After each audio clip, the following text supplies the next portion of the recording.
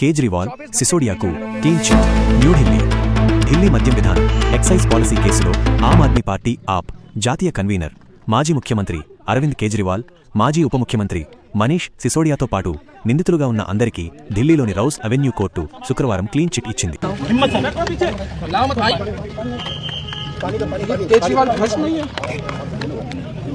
Court వెలుపల మీడియాతో మాట్లాడిన సమయంలో కేజ్రీవాల్ భావోద్వేగానికి లోనై కన్నీటి పర్యంతమయ్యారు. ఈ సందర్భంగా ఆయన మాట్లాడుతూ సంచలన వ్యాఖ్యలు చేశారు.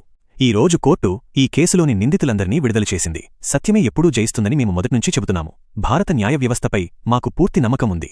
ఆ పార్టీని అంతం చేయటానికి అమిత్ షా మరియు మోదీజీ కలిసి అతిపెద్ద రాజకీయ కుట్ర పన్నారు. పార్టీకి చెందిన 5 అగ్రనేతలను జైల్లో పెట్టారు.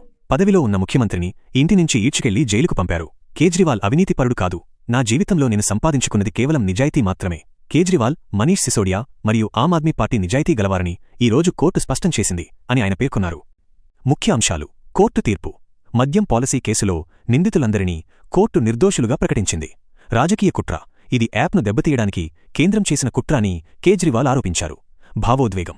నిజాయితీ నిరూపితమైందని చెబుతూ కేజ్రీవాల్ కన్నీరు